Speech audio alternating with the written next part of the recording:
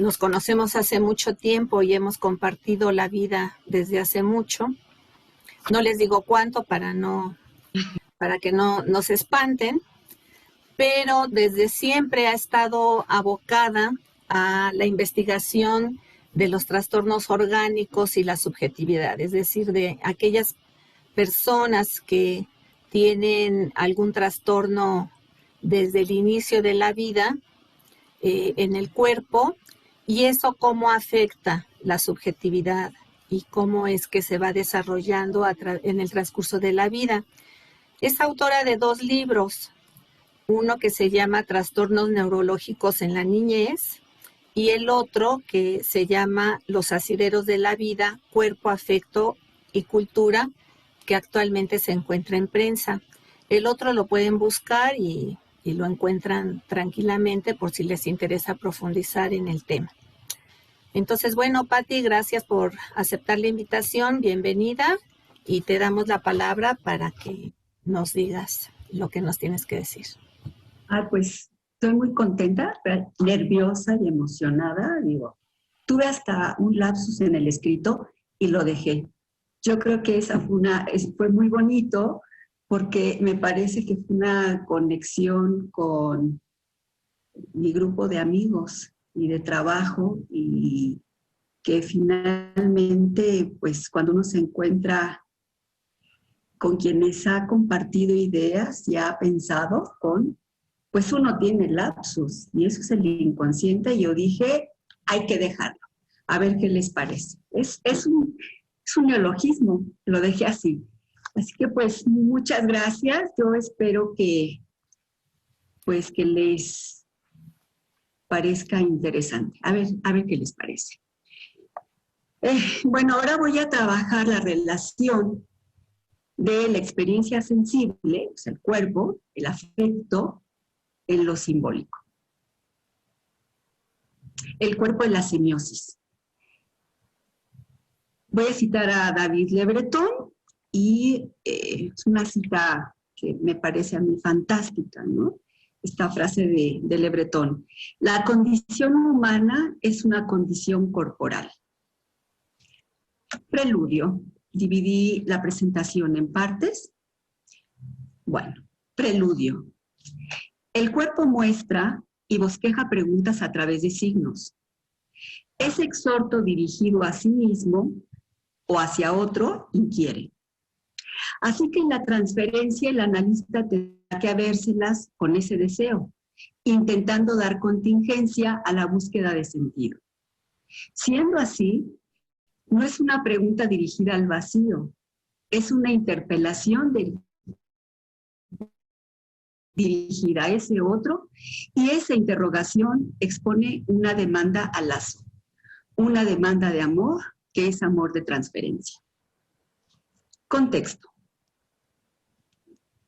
Las articulaciones que hoy desarrollaré derivan de elaboraciones en torno al estudio de algunas desorganizaciones lesionales primarias, padecimientos orgánicos congénitos, genéticos y otros como la leucemia, instaurados tempranamente en la vida del niño, y el impacto que produce esa condición orgánica en el devenir del sujeto.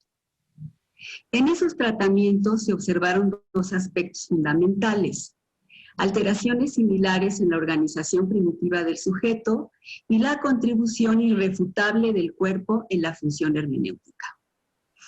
Las hilaciones finales sobre el compromiso orgánico, además de ciertos hallazgos en tratamientos de analizantes víctimas de secuestro y otros, neuróticos principalmente, con síntomas de analgesia afectiva y anedonia, permitieron intuir algunas rutas para comprender el engranaje tópico implicado en la relación cuerpo, significación, simbolización.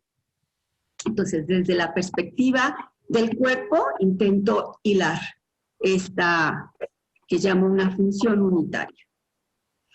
Una conclusión provisional es que la experiencia sensible del cuerpo no solo contribuye con el componente afectivo, cosa sabida por todos, sino que además demarca aportando sentido y referencia al vivenciar del sujeto. Es decir, aporta la propiedad semiótica a los procesos psíquicos. Favorece pensar pensamientos, discernirlos, ubicarlos topológicamente. Para Freud, las investiduras corporales originadas por las experiencias corporales arcaicas, denominadas en esta presentación como estados tensivos originarios, son efectivamente el fundamento de la identidad cogitativa. ¿Podría decirse que algo de la identidad está en juego? Bueno, vamos a aproximarnos a esta proposición. 1. Aproximación a las intenciones compartidas, el holofrase. Incuestionablemente la clínica actual es la clínica del narcisismo. El estilo de vida de nuestros tiempos, de estos tiempos, demanda un trabajo de análisis hasta minucioso, micro, del periodo del narcisismo primario, no solo respecto al devenir del sujeto, también al entorno actante. El entorno actante es, y la función actante es una formación conceptual que yo tomé de los lingüistas Greimas y Fontanil, que al final de sus desarrollos, Fontanil lo que ha trabajado es el cuerpo, trabajó el cuerpo y el cuerpo como frontera percipiente. Y su relación con los estados afectivos en el discurso. Bueno, entonces, el entorno actante es el ambiente, ¿no? Es como un poco, alguien me ponía alguna vez un ejemplo, ¿no? Es como ir por un camino donde no podemos tomar decisión alguna, sino continuar el sendero que el camino nos ha marcado. Entonces, es esa función, esa acción, ¿no? Que está, digamos. Y entonces, bueno, también al entorno actante, a los intercambios y los efectos en el niño, y por supuesto, las derivaciones subjetivas, ahí viene mi desliz, del entorno intercorporado. Intercorporado.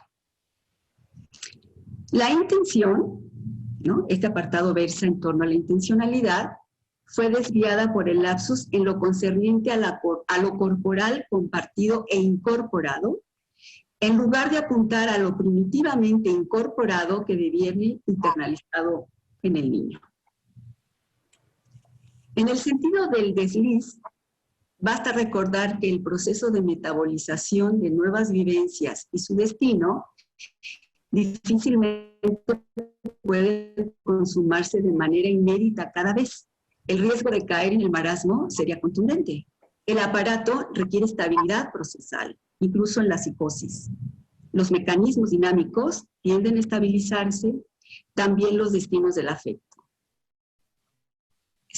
Se refiere al entonces, fue lo que pude pensar de este desliz, entonces, dos cuerpos, un aparato, intenciones compartidas, representaciones compartidas.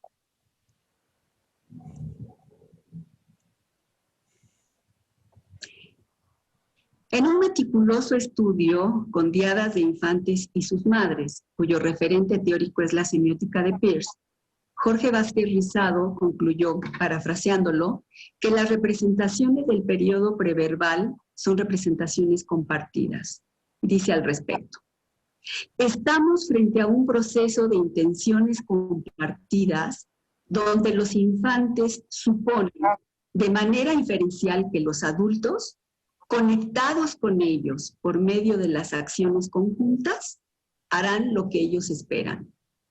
Hemos vuelto a confirmar el papel determinante que tiene la mediación del adulto para que infantes preverbales accedan al uso convencional de los objetos. Y eso es muy importante, porque sugiere que no hay escapatoria, ¿no?, de quedar en algún sentido adheridos a esa etapa holofrástica que corresponde al narcisismo primario. No quiere decir adheridos siempre, sino que haya ciertos aspectos, ¿no? De ahí que las representaciones durante el periodo holofrásico, que corresponde al narcisismo primario, denotan la presencia de dos, al niño y la madre. Dos cuerpos percipientes cuya significación es compartida, dos experiencias sensibles compartidas, perdidas en la temporalidad inconsciente. Una sensación rara, extraña, que solo remite al organismo, que no puede reconocerse, que no posee cualidad identificable, es un signo que remite al yo placer y no en otras circunstancias. Y en las otras, a lo extraño y desconocido. La sensación rara, indescifrable, correspondería a vivencias arcaicas, conservadas como núcleos sensitivos indescifrables, en los que probablemente no se estableció una concordancia protensiva entre el estado tensivo de necesidad, la significación y la satisfacción. El supuesto es el siguiente. El estado de plenitud tensiva es paradójico pensar en un estado de plenitud tensiva, porque plenitud haría pensar que es algo agradable. No, la plenitud tensiva, dicen Greimas y Fontanil, no tiene posibilidad alguna de articulación. Es un flujo continuo, es un estado continuo y no tiene, digamos, posibilidad el sujeto en un segundo tiempo de poder elaborar algo, ¿no? de significar algo. Entonces, esos flujos, esa plenitud tensiva, tendría que interrumpirse para que algo surja.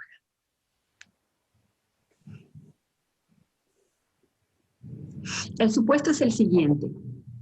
El estado de plenitud tensiva no se clausuraría satisfactoriamente, ¿no? No porque la clausura haya fallado, sino porque la interpretación del estado tensivo no es concordante.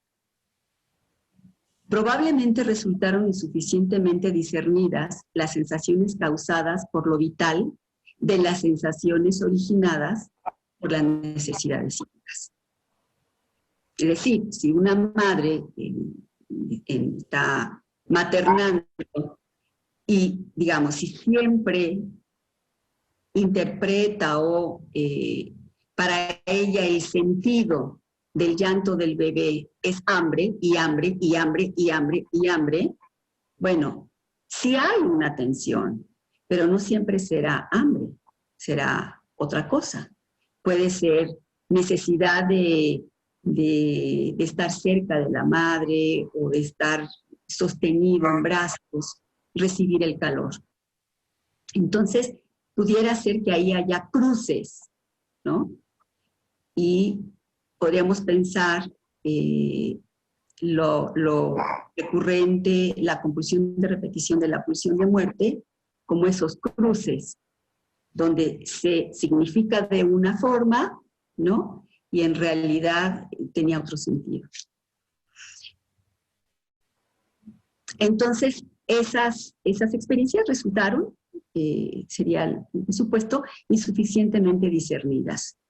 Si el flujo tensivo no se interrumpe, el percipiens no se organiza. La diferencia inaugural no se articula, no se estructuran los opuestos, las investiduras son insuficientes. Lo sensible del cuerpo, el afecto, el deseo, la pulsión y el objeto mismo resultan, y lo voy a llamar así, enmudecidos. ¿A dónde conduce esto? ¿Qué es? Para Freud, la meta de todos los procesos de pensar es producir un estado de identidad. ¿A qué se refiere con eso?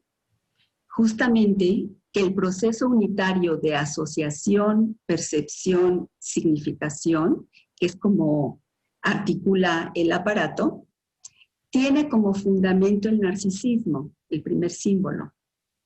Hacer un juicio significa discernir la cosa del mundo y el cuerpo propio. Y esa identidad de juicio es el fundamento para la simbolización.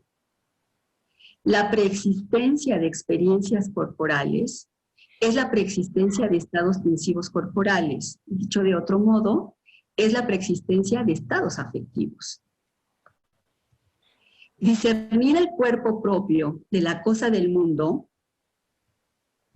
está estrechamente vinculado con discernirse, diferenciarse de ese otro con mayúscula, que habiendo sido uno indiferenciado en las vivencias previas y compartiendo significaciones como si en la existencia se tratara de uno, logra establecerse la separación fundamental. A partir de ahí existirán dos susceptibles de discernimiento y por tanto se introduciría la dialéctica. Esto me pasa a mí, esto que siento es mío, esto que siento no es mío, es del otro. El cuerpo habla a través de signos en busca de sentido, muestra algo, motiva, aporta indicios del cuerpo afectado, pero se enmudece y se inhibe la pregunta: ¿qué es eso que me afecta? El cuerpo da contingencia a lo impensable para el sujeto, aquello que lo rebasa. El cuerpo muestra para estimular y se afecta para sentir. El cuerpo muestra algo. Los estados originarios, afecto y hermenéutica originaria. La condición vital originaria representa para el sujeto un estado arquetípico de potencialidad traumática, y me refiero al sujeto en ciernes. Por ello, inevitablemente algo quedará sin sentido. Las necesidades vitales producen un estado de tensión cuyo flujo debe interrumpirse desde el exterior, clausurarse. La recurrencia de la necesidad y su correlato, la satisfacción, forman parte del desequilibrio positivo. Es interesante esto del desequilibrio, que produce huellas enigmáticas que forman parte de complejos unémicos, cuyas significaciones adquieren constancia y complejidad taxonómica. Hablo de un desequilibrio positivo en la medida en que son inevitables las crisis de la vida y los acomodos y reacomodos a las vicisitudes del entorno y de la historia que vivimos. Entonces, el cuerpo, porque ahora quiero centrarme en el cuerpo ayuda a reequilibrar, es decir, aquello que yo no percibe, aquello que yo desestima, aquello que yo ignora, yo cuerpo muestra. Y a veces lo que muestra es el efecto del cuerpo, lo que lo afecta para producir, por ejemplo, una experiencia subjetiva.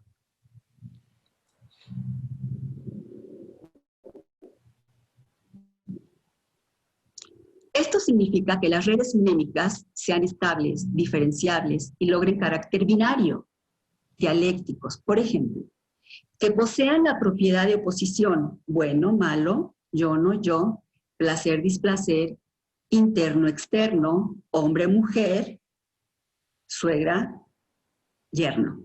Es un lapsus. No es un lapsus, saqué algo que traigo en el alma, ¿no? Bueno, pero estos opuestos surgen justamente de ahí. Que el percepto haya alcanzado identidad es muy importante. Que las sensaciones sean establemente diferenciables en placer y displacer. Y aún más, el surgimiento de una creación, el cuerpo signado por las investiduras narcisistas, por las investiduras de amor. Lo sígnico en Freud se refiere al placer y al dolor. Estos signos habitan en el interior del aparato y son la materia prima que motivará la semiosis y la hermenéutica. A través de la experiencia sensible, el cuerpo muestra algo otro que ha afectado al sujeto. Dicho de otro modo, entre la palabra y la cosa está el signo. ¿Por qué? Porque la propiedad binaria de la representación se refiere a cualidades de objeto que han sido percibidas sensiblemente, ¿no? Y otra vez está ahí el cuerpo sintiendo. El proceso supuesto es que primitivamente lo sensible hipertrófico, dado que aún no existe el percipiens, queda inscrito en el cuerpo. El espacio más alejado, primitivo y presente desde el origen. La frontera percipiente, como la nombra Fontanil, no solo percibe, sino además conduce, muestra, estimula, demarca referencia y transmite cualidad tensiva. La angustia, el regocijo, la excitación, la emoción, el miedo son experiencias corporales. Por tanto, la semiosis es corporal. La significación es tópica. Lo sígnico es inconsciente. Lo significante es cultura. De ahí que el cuerpo sea signo del otro, con mayúscula, signo de cultura, y el lenguaje es cultura. Evidentemente no todas las experiencias y su profusión tensiva, esa famosa Q del proyecto, logran articularse al lenguaje. Esas vivencias permanecerán solamente como huellas, fundamentalmente como signos indescifrables, sin advenir como representaciones, permaneciendo aislados de lo reprimido y fuera del registro simbólico. Esto indicaría la razón por la cual aparecen en la frontera del aparato, en el espacio más alejado de la tópica, en el cuerpo, produciendo, mostrando aquello no significado.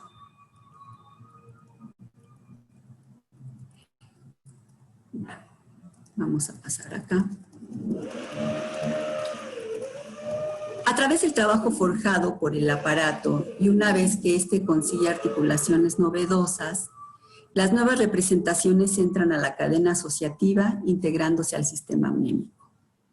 Toda percepción fuerza al aparato a emprender la búsqueda de la satisfacción, o bien a establecer las asociaciones de catexia necesarias para la defensa psíquica. Una vez que se alcanza la asociación de experiencias en el lenguaje, la semiosis estará al servicio de la pulsión de vida, posibilitando que los momentos de desequilibrio sean positivos.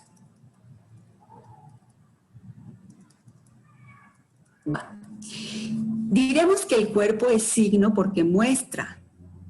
Es semiótica porque estimula la significación de algo que no está presente, al menos no presente conscientemente. Y es semántica porque establece la relación de la cosa y la palabra, que por efecto de la significación es susceptible de producir ampliación taxonómica. El cuerpo acontece como un texto que contiene las inscripciones del deseo. Sentir literalmente es un signo de vida. Lanzarse tras la búsqueda de sentido de lo que el cuerpo muestra también es signo pulsional. La pulsión epistemofílica está edificada de igual manera en el cuerpo. Pulsión y deseo estimulando el deseo de saber. La semiosis psíquica es el componente complementario de la actividad unitaria, decíamos, de percepción, asociación y significación, del que depende el proceso de ligadura. Se habla mucho del proceso secundario y del proceso ligadura, como si solo hubiera que asociar palabra y cosa, relacionar y solamente relacionar, pero no es eso el proceso secundario. El proceso secundario consiste en asociar la cosa, la palabra y el cuerpo, y lo sensible del cuerpo. Si no, algo falta. Yo pienso que esas subjetividades que uno devuelve a algo para pensar, para que pueda simbolizarse, y es como el rebote, ¿no? Son refractarios. Me parece que tiene que ver con esta imposibilidad de asociar la experiencia corporal, porque en el origen algo pasó ahí, algo queda o deficitado o no llega a articularse de manera satisfactoria, ¿no? Entonces, el proceso de ligadura no solamente es percibir, asociar y dar sentido, es percibir, asociar lo que viene del cuerpo y construir un sentido a eso.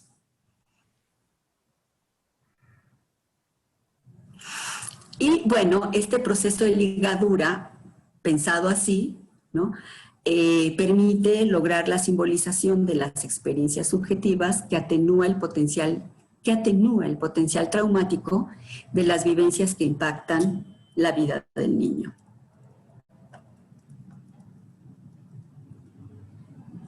Sentir literalmente es un signo de vida. Puede eludirse, incluso desear experimentar levemente las sensaciones. Y más todavía, buscar la anestesia sensitiva cuando sentir resulta insoportable. Pero un simple roce sensible puede ser vital para el sujeto.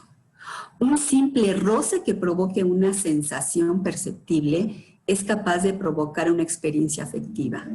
Una tenue sensación podría, por ejemplo, desencadenar un estado de angustia o un estado de alegría. Por tanto, sentir es una experiencia vital.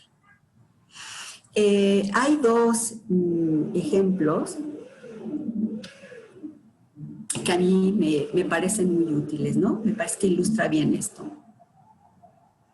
Es un ejemplo que yo he relatado muchas veces, ¿no? Es como una situación clínica. El niño con un problema orgánico importante me pregunta qué es una lágrima. Era la primera vez que él formulaba una pregunta así de clarita. ¿Qué es una lágrima? Y entonces yo le respondí que era una lágrima. ¿Qué es una lágrima? Esas gotitas que salen de tus ojos cuando estás triste o cuando te sientes mal. Y vuelve a preguntar hasta que yo le devuelvo la pregunta, ¿qué es una lágrima? Y él dice, estoy triste. Y empieza a llorar. O sea, él necesitaba, ¿no?, integrar eso, algo que le había pasado, con lo que sentía, con lo que producía su cuerpo, le mostraba y no podía asociar. Y otra es que es muy elocuente cuando un adolescente dice, no siento nada. No sientes nada. ¿Y qué piensas? Pues nada, que no siento nada. Siento que no sentir nada. Y entonces yo le dije, pero entonces sí sientes. Sientes insoportable no sentir nada, ¿no? Y bueno, eso abrió la posibilidad a pensar que no sentía, así que no podía orientarse con respecto a lo que sentía, pero ahí había una pregunta, ¿por qué no podía descifrar eso? Bueno, ya aparecieron cosas interesantes, ¿no?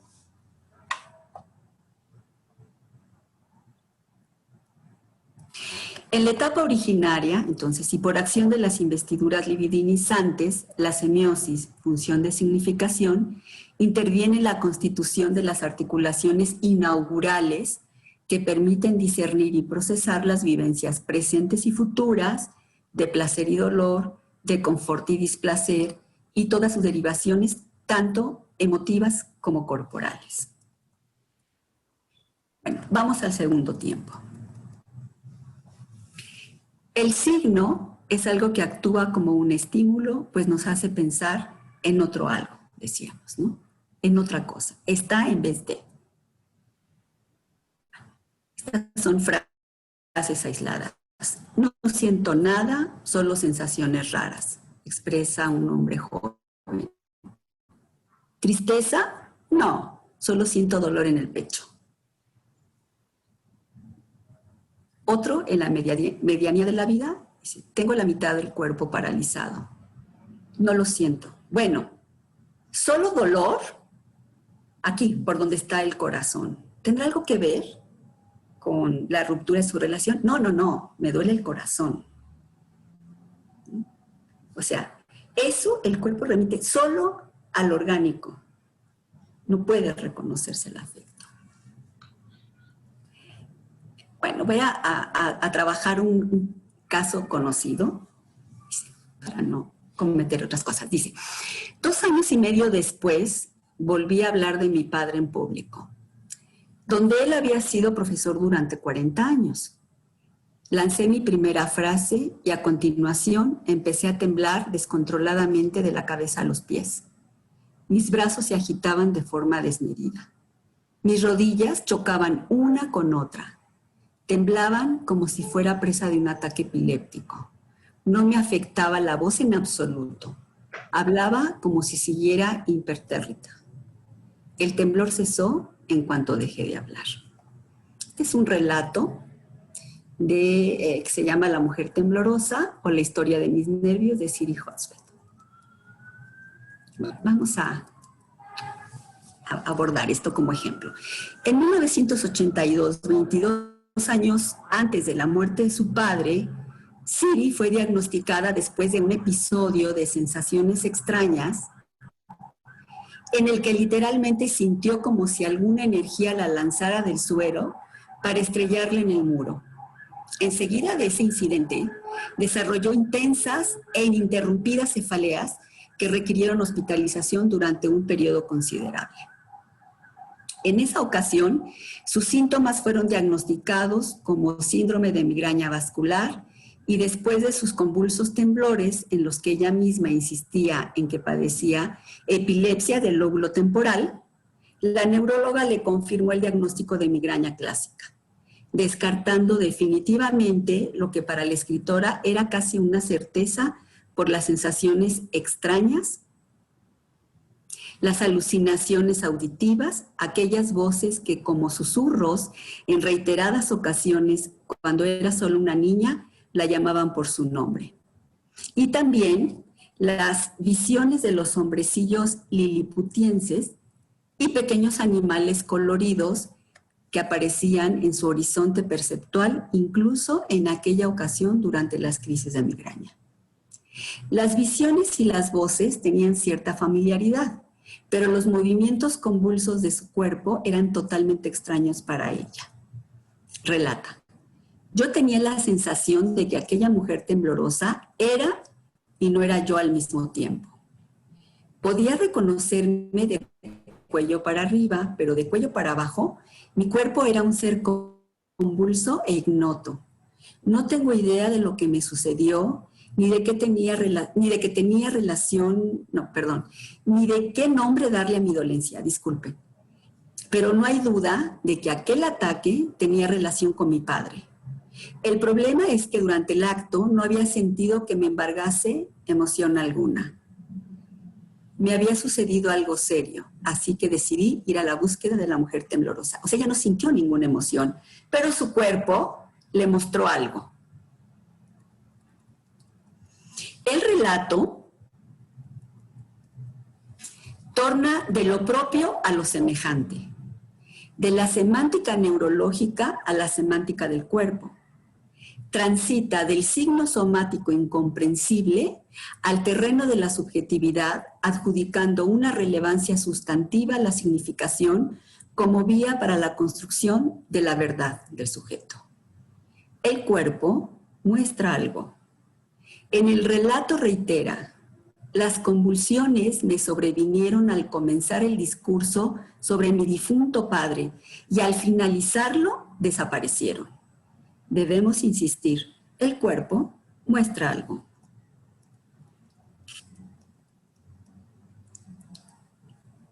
El cuerpo muestra algo y ese algo entraña lo no pensado, signos que están fuera del campo de la palabra. Y la entraña como signo comprende varias acepciones. Es órgano, es causa, es motivo, aproximación, condición, implicación, significación y afecto. Sin duda, algo del orden de lo subjetivo. El estado angustiante, como señalara Freud, es un estado afectivo. Diríamos entonces que el lenguaje del cuerpo acontece como un texto que contiene las inscripciones del inconsciente, las inscripciones del pasado. Pero, en el caso de la escritora, hablar mucho o escribir un elocuente discurso de homenaje al padre muerto no implica la elaboración del sentido de la experiencia vivida. Contrario a esto, la atribución de significación o de sentido origina una posición subjetiva novedosa respecto de una experiencia vivida, recordada o fantaseada, y de los signos que aparecen en el cuerpo, pues se crea una relación semántica y semiótica del cuerpo y la subjetividad. ¿Qué significa esto? En principio, que el cuerpo se expresa con un lenguaje propio, el lenguaje del cuerpo, que a menudo, que a modo de tentativas y a menudo intenta provocar una experiencia subjetiva, que se produzcan enlaces preconscientes de algo que bien puede ser de carácter inconsciente y por efecto de la censura aparece corporalmente, o bien tratarse de una experiencia que rebasa la capacidad para simbolizar. Insistir que el cuerpo provee contingencia a la experiencia, demarcando referencia y sentido para que se integre como representación a la tópica, y de esta forma se creen nuevas representaciones, representaciones, emociones psíquicas en las que se asocian representaciones con estados afectivos, representaciones más afecto, dinamizando las redes significantes al interior de los sistemas.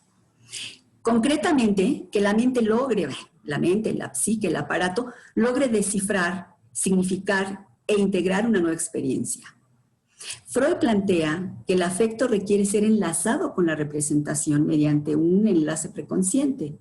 Una vez lograda la asociación de ambos, dicha unión, moción psíquica, que es una asociación, puede ser acogida por el pensamiento.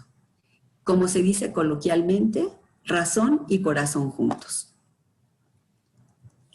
Freud formuló claramente que al interior del aparato solo hay signos. En esta presentación se plantea como tesis que la relación del cuerpo y la subjetividad se consigue a través de signos y su significación. Y entonces, ¿qué es un signo? Dice, el signo es algo que actúa como un estímulo, pues nos hace pensar en otra cosa. Es signo lo que representa otra cosa diferente de sí mismo y hace sus veces ante la facultad cognitiva. Quiere decir entonces que a partir de la significación, el signo motiva el conocimiento de algo nuevo, algo susceptible de representarse mentalmente. Por tanto, la creación de lo inédito estimula el pensamiento. Esto se refiere puntualmente a la creación de lo novedoso preconsciente, como planteara Freud. Hacer preconsciente lo inconsciente, o mejor dicho, la manera en que algo inconsciente adquiere preconciencia para que devenga pensamiento consciente. Por tanto, la creación de lo inédito estimula el pensamiento. El cuerpo es una creación.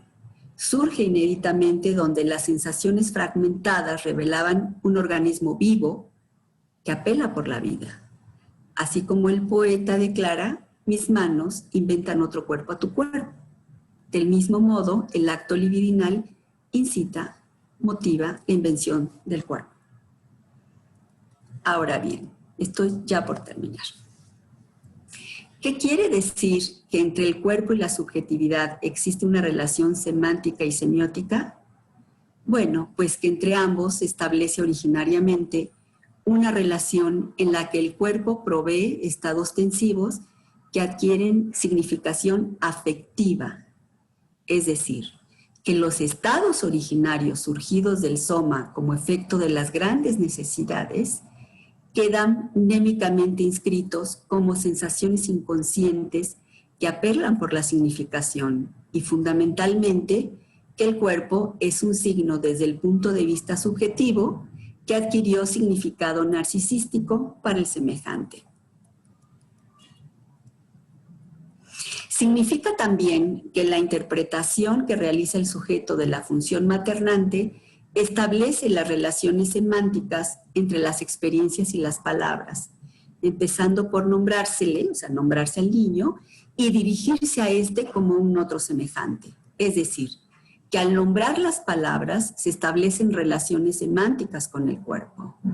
Es la relación entre los estados vivientes del lactante y las palabras específicas que le son asociadas y que adquieren afecto y sentido. Bueno. No tengo idea de lo que me sucedió ni de qué nombre darle a mi dolencia, pero no hay duda de que aquel ataque tenía relación con mi padre. El problema es que durante el acto, dice, no había sentido que me embargase emoción alguna.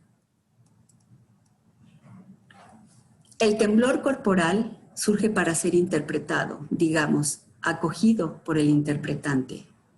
Afecto y representación se han escindido.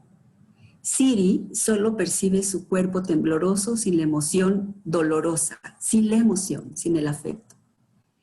El pequeño abeto noruego sembrado junto a la placa con el nombre del padre es el símbolo de la muerte del padre, su pérdida, su ausencia definitiva. Su cuerpo se vuelve tembloroso del mismo modo que un niño se estremece de dolor, de miedo y llanto por la separación del objeto amado. El dolor, dice Freud, es la genuina reacción frente a la pérdida del objeto. La angustia lo es frente al peligro que esa pérdida conlleva y en ulterior desplazamiento al peligro de la pérdida misma del objeto.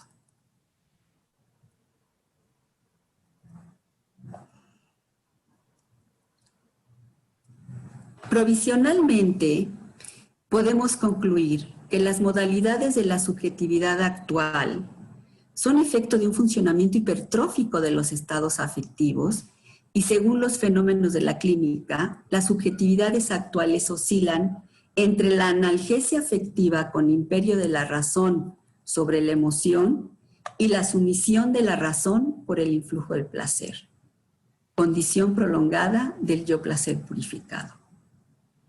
Ni dominio del afecto sobre el pensamiento expresado a través de la gratificación compulsiva,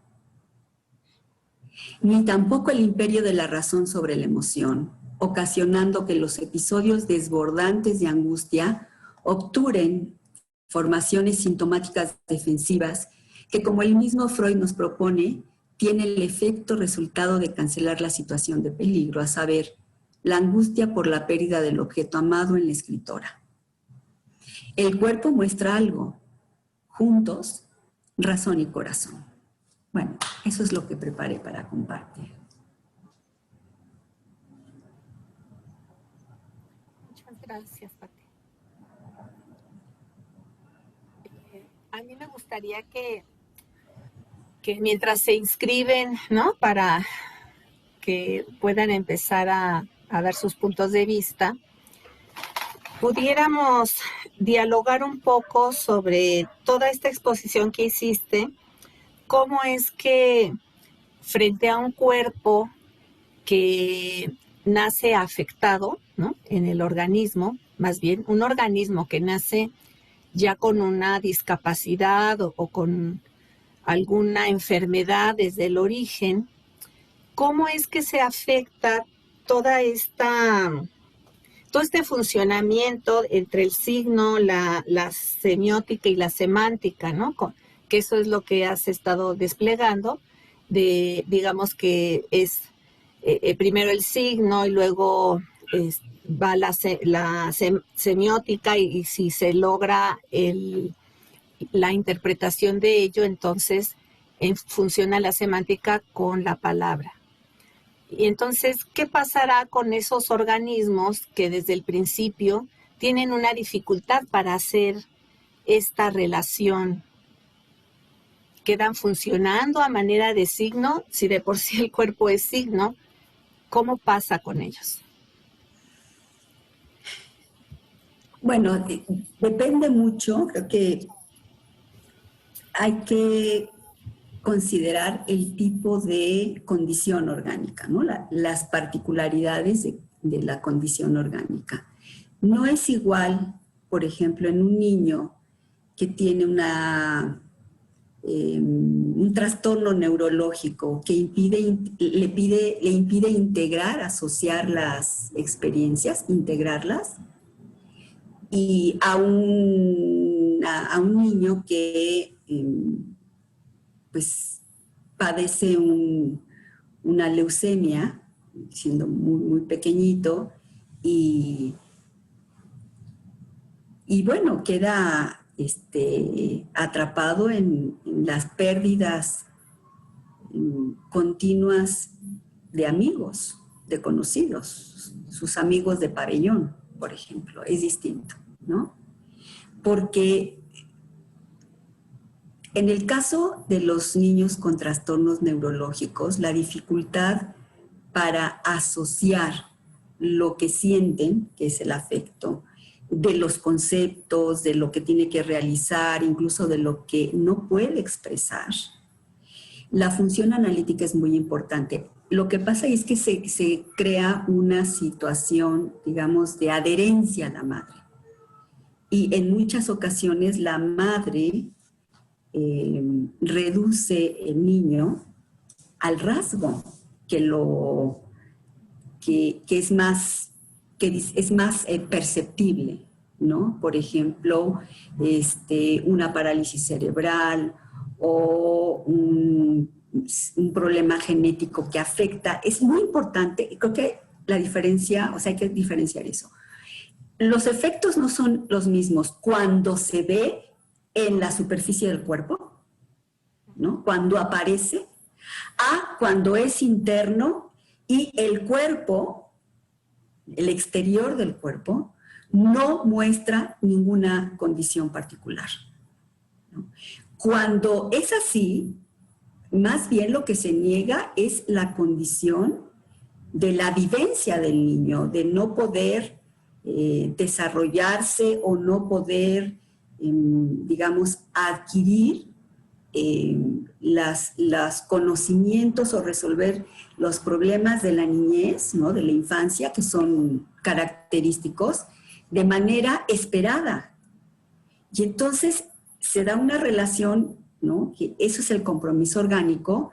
Si la condición orgánica lo que va a hacer es desviar la relación, sacarlo de sus cauces, ¿no? Entonces se vuelve algo muy complejo, porque en esos casos lo que yo he visto es que se niega la condición del niño, la singularidad.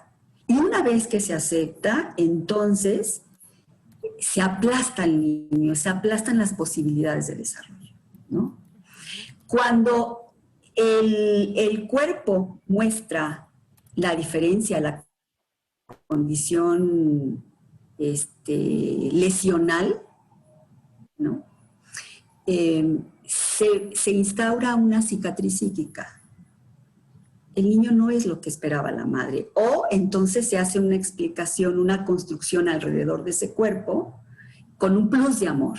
Y ese plus de amor es atrapamiento en la madre, finalmente. O en el padre. A veces resulta que es en el padre, ¿no? Entonces, lo que se trabaja ahí es justamente la percepción del niño, ¿no? El reconocimiento de sí, de lo que siente, de lo que piensa, y el reconocimiento de su verdad. Porque los niños escuchan cosas, entonces o tienen un paroxismo, y entonces el paroxismo puede ser traducido como bichos en la cabeza, bichos que carcomen, ¿no? No es lo mismo imaginar, que eso ayuda mucho en el trabajo analítico, porque eso ya es del niño, ¿no? Digamos, ir descifrando, pero que el niño pueda distinguir el afecto, su condición, ¿no? Y además lo que él va a hacer con eso. Creo que eso es muy importante, ¿no? E ir trabajando alrededor de lo que le pasa desde sí mismo.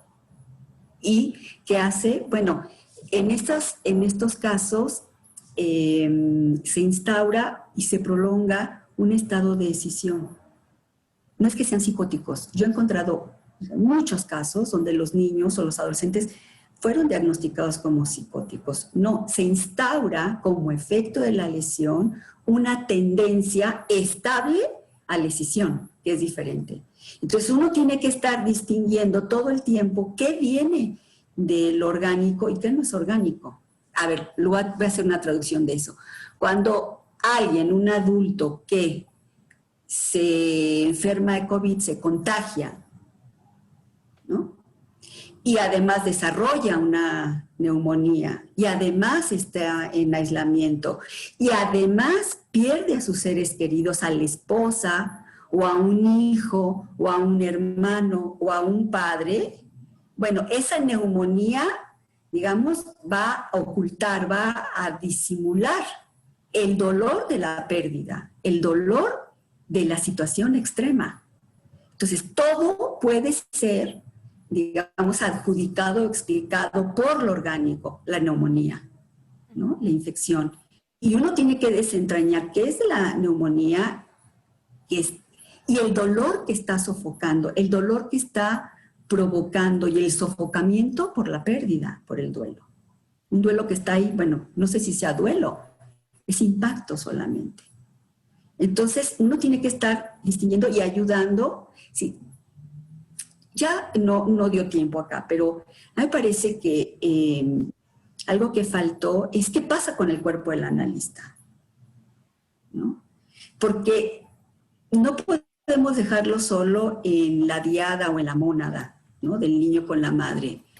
Si esto aparece y es digamos, es lo frecuente en la clínica, pues también nosotros somos afectados. Yo no creo que el analista esté en asepsia, digamos, nada lo toca, nada lo mueve, no construye significaciones, porque la función hermenéutica es la función de significación, dice Lacan. Bueno, lo que yo leí, ¿no?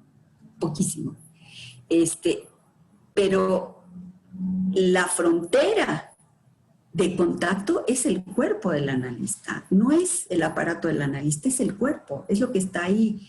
Cuando nos conmovemos por algo, por ejemplo, un paciente que ha perdido 13 familiares en la pandemia, o que se quedó solo en el mundo, o que se quedó sin pareja a los 70, 80 años, ¿no? Es difícil, o que no volvió a ver a un ser querido. Pues uno también se afecta por eso, lo sentimos, y eso que sentimos a veces ni lo menciona. Este tema de la proyección y de la identificación proyectiva es un tema, pero también está el otro que Dolto lo dice muy bonito, que es la con naturalidad, es decir, que uno está ahí sensible y receptivo. Ese es un tema. Lo otro es, por ejemplo, no es igual un niño que siempre ha vivido con una condición orgánica, que no recuerda haber sido distinto o haber tenido otra condición, a un niño que enferma de leucemia y de pronto está angustiado besando una estampita religiosa porque le da pavor que el monstruo reaparezca. Y habla de amigos, sí, pero amigos que no puede discernir porque esos amigos ya son ángeles, como decía uno. Entonces, lo que hacemos es prestar, estar ahí, sentir, y a veces eso que sentimos hace armonía, hace consonancia. Si uno devuelve, no lo que sentí yo, yo siento que, no, a ver, me hace pensar esto, o, bueno, como cada quien lo dice, pero eso es muy importante. Ignacio lo dice más bonito, ¿verdad? Él dice que escucha con sus oídos y los ojos y, bueno, y el cuerpo, bueno, él lo dice así. Yo digo que esta frontera percipiente, activa y sensible es nuestro principal recurso como analistas. Y que prestamos, ¿no? Esa sería. Bueno, Carlos quiere tener una intervención. Sí se me escucha, ¿verdad? Sí, perfecto. Bueno, primero, Patricia, quiero felicitar Darte por la claridad expositiva que tienes y por la novedad que introduces en el tema muy rara vez escuchado del cuerpo, hablando de semiótica, semántica, hermenéutica. Es decir, estos son terrenos que normalmente están reservados para los lingüistas, pero me parece muy elocuente la forma en que lo introduces. Más que, digamos, hacer yo una participación, quisiera hacer una reflexión contigo respecto justamente a lo que mencionabas de esta hermenéutica originaria, ¿no? Que supone lo que se siente en el cuerpo. Y es que yo pienso que el cuerpo es la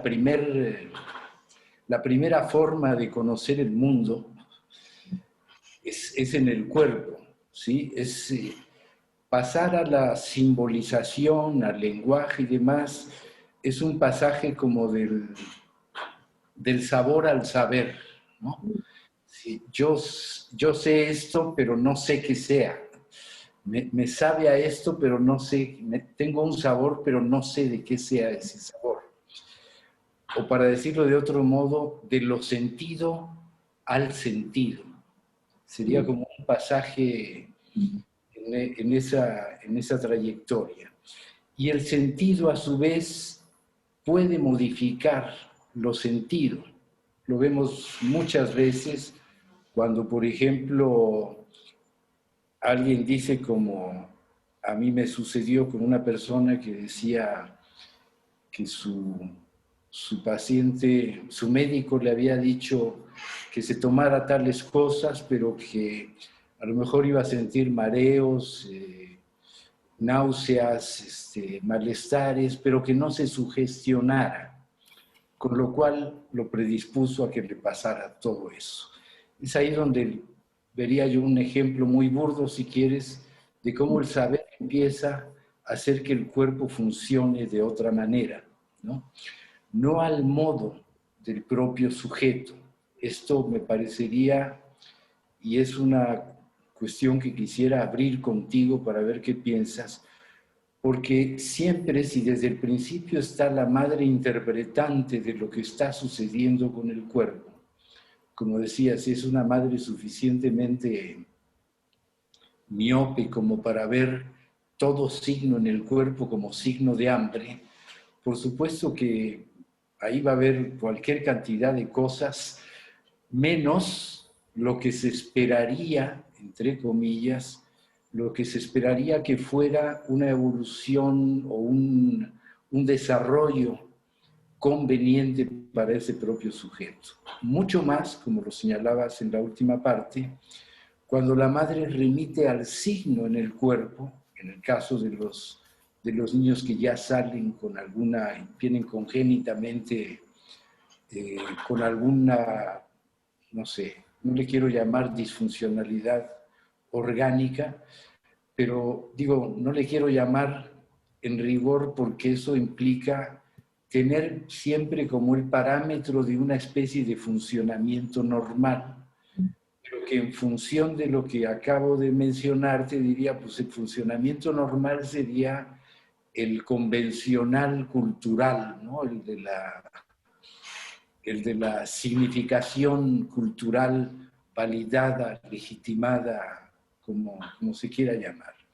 Entonces, cualquier niño, cualquiera, independientemente de su estado orgánico originario, podría, en teoría, y a eso le atribuyo yo que hayan hablado de alguna vez en este intento de darle un lugar a las capacidades diferentes, en lugar de decirle de otra manera, ¿no? Estar limitado o limitaciones corporales. No, eso implica una normalidad que es totalmente ajena a lo que el niño trae como paquete orgánico, como paquete somático, para ser más precisos, ¿no? Lo orgánico, y tú te referiste a la organización, implica ya una libidinización del cuerpo. El cuerpo tiene que estar libidinizándose, ya que citaste a Nacio, porque si no todos los órganos parecen estar de más, ¿no? Hay que organizar los órganos. Y de eso está, digamos, eso es lo que tiene como encargo la madre. En última instancia, hablando ya de semántica y de semiótica, el signo, la señal, lo que se enseña, todo eso es derivado de la misma raíz latina, ¿no? Lo que se enseña, lo que se muestra, es a final de cuentas aquello en lo que pone énfasis en esta diada de crecimiento madre-hijo, en lo que pone énfasis la madre, según te estoy entendiendo. Si la madre señala dónde está la afectación, no necesariamente el afecto, y claro que ahí lo convierte, por supuesto, en la sede de los fantasmas, como para que en un futuro la organización se vaya haciendo alrededor de esa parte señalada o de esa afectación señalada. Bueno, dicho todo esto, sí me nace una pregunta, porque a final de cuentas la significación última es lo que el cuerpo siente, porque es la originaria. Es la originaria y al mismo tiempo es la última. Si toda palabra de alguna manera remite al cuerpo, pero remite al cuerpo o que construyó la propia palabra, como en el ejemplo que te decía hace un rato, o remite al cuerpo en la subjetivación que no puede prescindir de la presencia del otro, por supuesto, en una subjetivación, pero que sea más desvinculada de esta relación diada madre-hijo.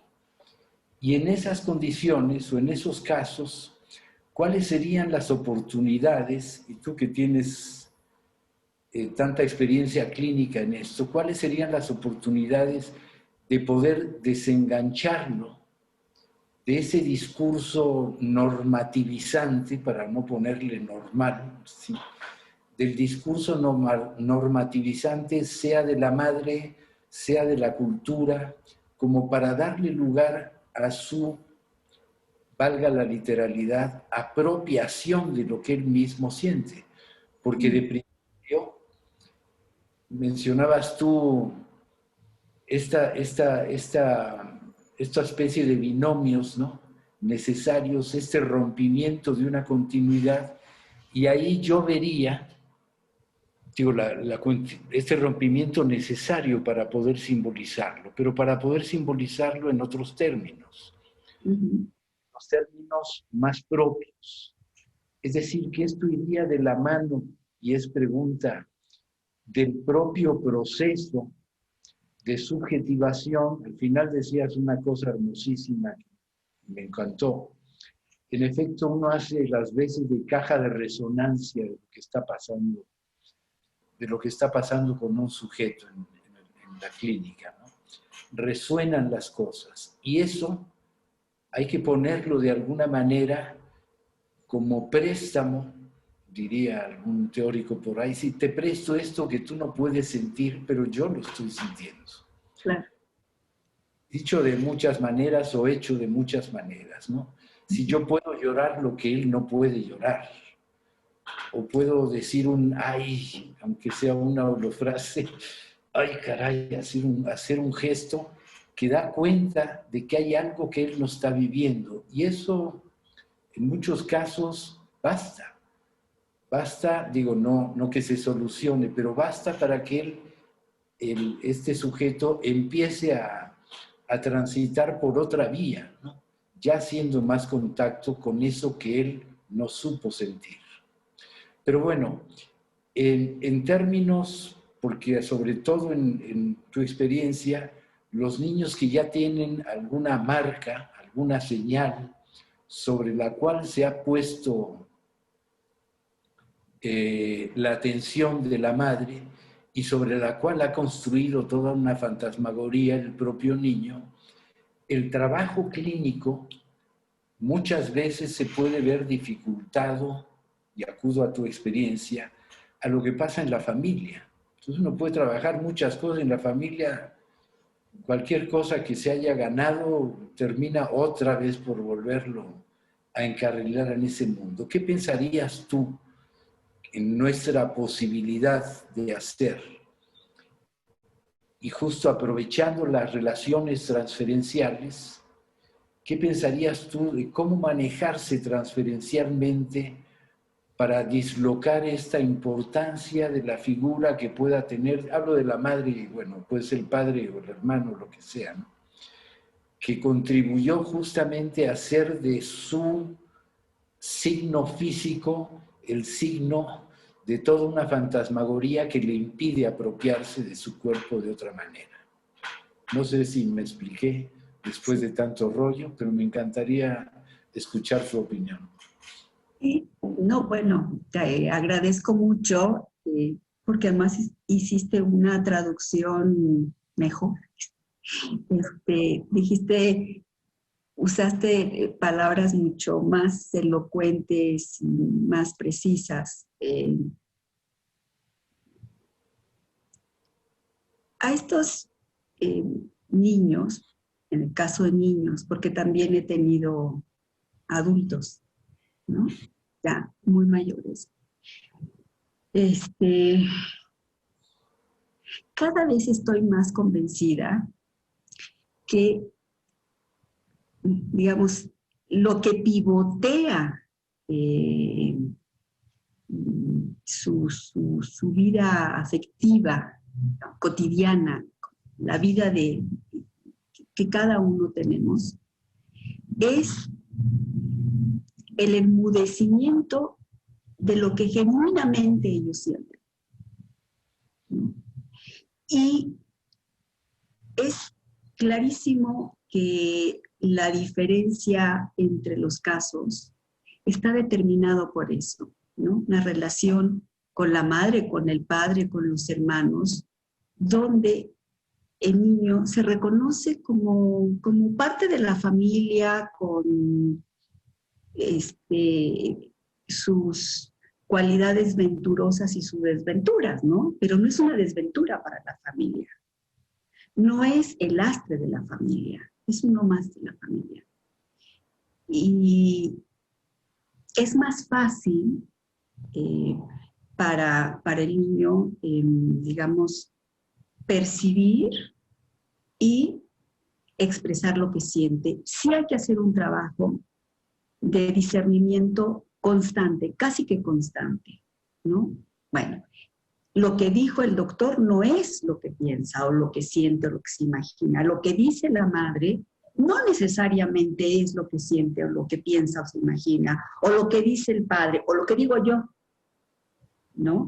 Y tú lo dijiste muy bonito, esta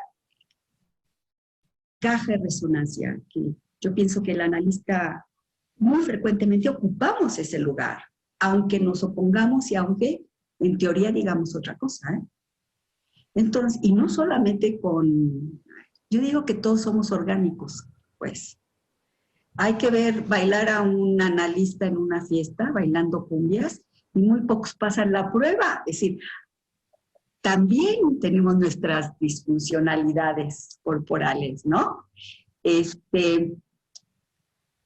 Entonces,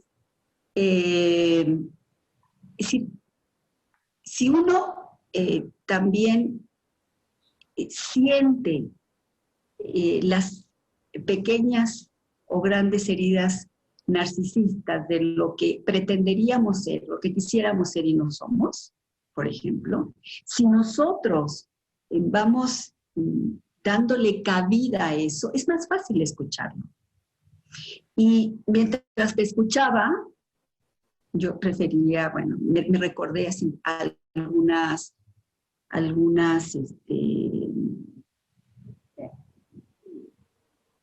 digamos, anécdotas clínicas, anécdotas porque eran muy divertidas, ¿no?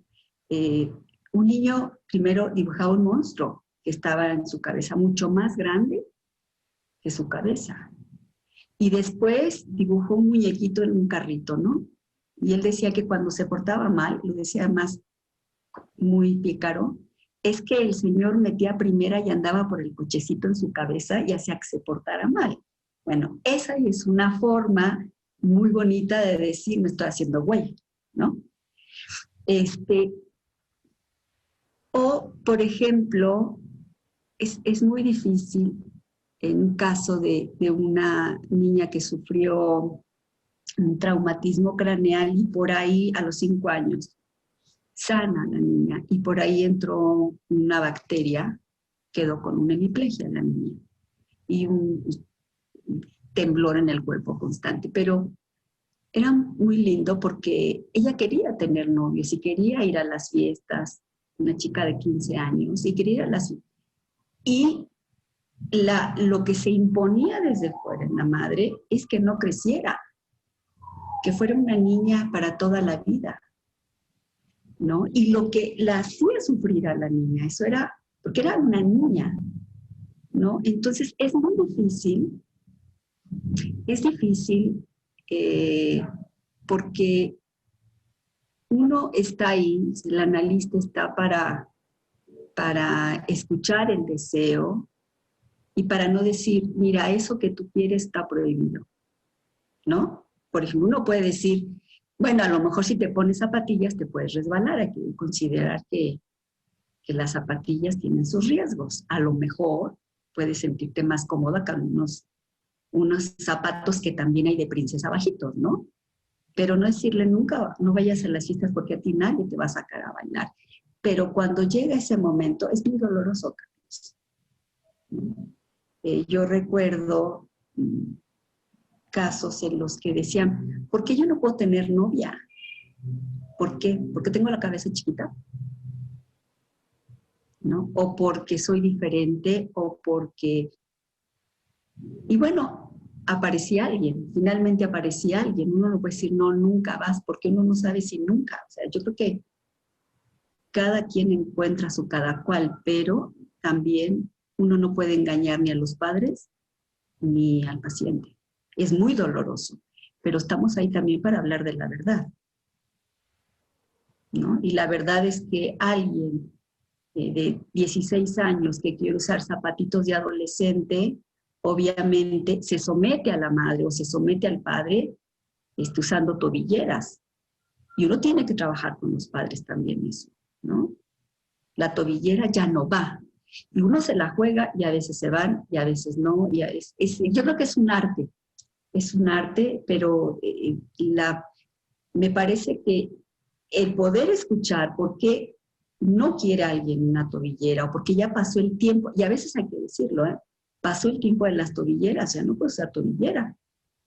Si estás pensando en chicos y en fulano y me traes revistas y, oye, ya las tobilleras, yo creo que ya no, ¿no? Y entonces uno también va trabajando. Es decir, la clínica de los pacientes orgánicamente comprometidos es diferente, porque hay dolor físico en muchos y hay dolor del alma.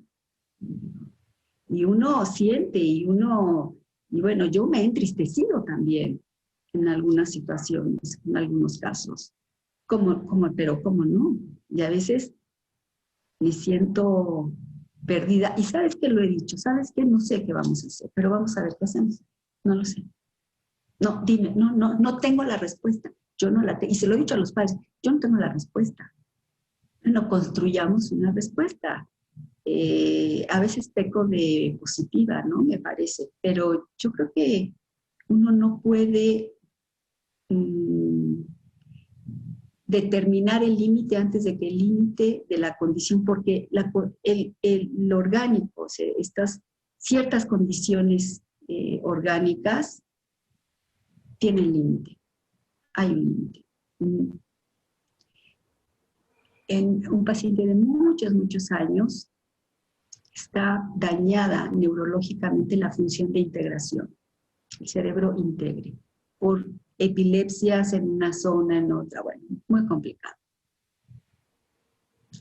Y hay que repetir, hay que repetir, hay que repetir. ¿Y tú qué piensas? Bueno, ya lo dije, pero a ver, ya te das cuenta que ya repetiste. Además, es divino porque, digo, no es divino, es muy interesante porque sobre el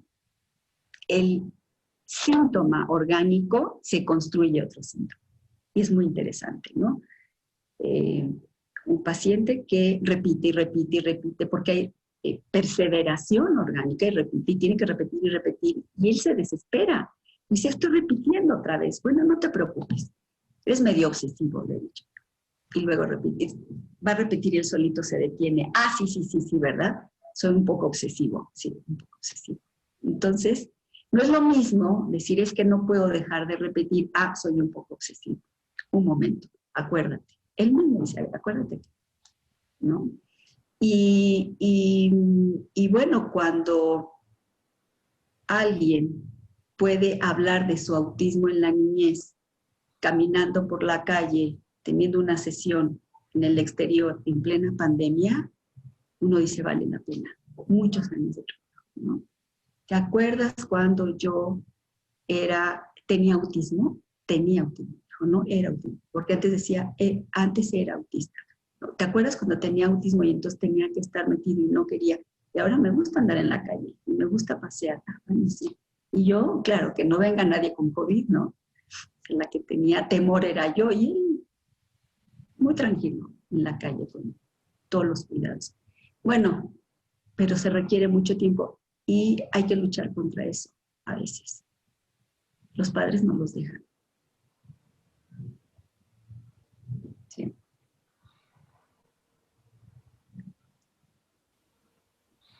¿Alguien más quiere participar? Yo nada más para que Pati acabe esta idea, ¿sí? No le quito la oportunidad, si no, después pregunto otra cosa. Pati, ¿pero por qué no los dejan los padres? Porque finalmente el plus de amor, yo pienso que el plus de amor que se da al niño en realidad es el plus de amor que necesita el padre. Porque ¿cómo vivir de otra manera si el hijo se desarrolla, crece y sale a trabajar, aunque sea empacando cosas en el supermercado? ¿Cuál es el sentido de la vida? El sentido cambia, ¿no? Y a veces hasta he tenido casos que esterilizan a los hijos, no saben que están esterilizados y forman una pareja. ¿Cómo decirle al hijo o a la hija que los esterilizaron? Que no fueron las amígdalas, que fue una esterilización, porque además habían hecho planes de que ese hijo los iba a cuidar, ¿no? Y entonces las etapas históricas se superponen en el consultorio. Eso era hace de muchos años atrás, ¿no? Y entonces cuando un niño, por ejemplo, un niño con autismo, comienza a llorar a la entrada de la escuela y no se quiere quedar, y antes se quedaba dócilmente, entraba y se quedaba por ahí, ¿no? Y de pronto ya llora y no se quiere quedar, está peor. O sea, la interpretación que se hace de eso, el sentido es que está peor o no mejora. Entonces, no tiene sentido, hay que llevárselo. Y además que los padres, la familia, quiere curas aseguradas en poco tiempo, y eso es imposible. Es imposible, no lo podemos hacer. Aún así, me parece que es más fácil trabajar con estos casos a con un paciente que no siente, de verdad, y ni sabe lo que siente, y no puede vincularse, y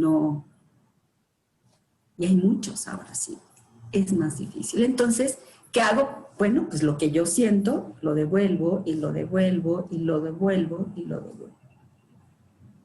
¿No? Ok. Yo, Carmona, perdóname. No, yo pienso que eso es lo que estamos recibiendo ahora, ¿no? Uh-huh. Ok. Sara Carmona tiene la palabra para hacerte un comentario. Gracias. Hola, buenas tardes a todos. Igualmente, Pati, me da mucho gusto verte. Ya te extrañamos. Y bueno, mi comentario va como dirigido a toda esta parte que mencionas. Creo que para las personas que intervenimos con casos de niños o de adultos que presentan este tipo de situaciones es muy difícil. Inclusive podría decir yo a veces desesperante, ¿no? En alguna ocasión me llegó, bueno, estuve trabajando algunos años con una niña con parálisis cerebral, que justamente por ser sumado también ser parte de la comunidad judía y teniendo como muchas expectativas a futuro sobre formar una familia, tener hijos, etcétera. Y esta chica con parálisis cerebral pues tenía dificultades motoras y requería como de apoyo, ¿no? Y pues yo al ir trabajando con ella en ocasiones, y de hecho fue una de las razones por las cuales renuncié, me generaba mucha frustración el que los padres hicieran este tipo de cobijos, por decirlo así, hacia la niña, ¿no? Y yo a lo que sugería mucho era como atención psicológica, psicoanalítica, etcétera, para que ella pudiera trabajar como esa parte, pero también los padres pudieran trabajar esa parte, ¿no? Porque la niña tenía cirugías del tendón de Aquiles, o sea, cirugías cada mes, como para quitar el parálisis cerebral, ¿no? Sabiendo que es algo que pues no se iba a quitar, o sea, es algo que ya está orgánicamente en ella y no era como una lesión física que se podía componer. Sin embargo, pues nunca hubo como esa respuesta, ¿no? Y ella siempre estuvo como muy ilusionada y en cuestión de formar una familia, muy fantasiosa, ¿no? Se inventaba novios en todo momento, evadía la realidad completamente de su situación e inclusive ella nunca mencionaba que tenía una condición, ¿no? Una discapacidad motora, un parálisis cerebral, perdón. Entonces, esa parte creo que es muy difícil, ¿no? Porque no puedes como entrar y abordar como todo esto que mencionas, ¿no? Hablar de la verdad con la familia. O sea, aunque tú mencionaras la verdad, señalaras la verdad, esto se puede hacer, esto no se puede hacer, la familia siempre la cobijó, ¿no? Y muy curioso, ¿no? Porque esta niña tenía un coeficiente intelectual muy alto, o sea, a los 9 años ella sabía hablar 7 idiomas. Entonces, es ahí donde es difícil, ¿no? Trabajar con los padres para hacerles ver como el potencial que puede llegar a tener un hijo y también el dolor que está sufriendo esta niña, porque al, al estar como en esta burbuja de fantasía, pues las demás niñas la rechazaban, ¿no? Porque pues fantaseaba sobre cosas que los demás decían, no, pues mencionaba, yo fui a patinar y brinqué y salté y soy patinadora profesional, etcétera, y las niñas sabían que por su condición física no podía hacerlo, ¿no? Entonces era muy rechazada y los padres alimentaban como esta parte. Entonces creo que nosotros al ser personas que estamos como trabajando con muchos casos, a veces esta parte nos genera, y como bien lo decías al principio, ¿no? Como cierta, sentimos algo, ¿no? Nos llega algo y son cosas que también nosotros necesitamos ir trabajando para poder beneficiar y apoyar para que estas situaciones pues se conviertan en algo positivo o en mejora bajo los procesos, como lo decías, ¿no? A veces son procesos muy largos o a veces nunca llega el proceso, ¿no? Y seguimos a lo largo de la vida teniendo un chico, una chica de 30, 35 años con pensamientos o con acciones de un niño menor, ¿no? Gracias. A lo mejor puedo enlazar esto que está diciendo Sara con la pregunta que plantea Aurora sobre el dolor, ¿no? Porque Sara dice que se siente, ay, ¿no? Le hace así, pero creo que tiene que ver con el dolor que es de ambos lados, ¿no? No solo el dolor que siente el sujeto que tiene esa discapacidad o esa condición orgánica, sino también, decía Patricia en su intervención, el dolor del analista porque se conmueve. Pero Aurora dice o pregunta si puedes explicar un poco más el dolor físico y el dolor psíquico. Sí, la pregunta me parece muy importante, es muy importante. El dolor, nosotros provenimos del dolor.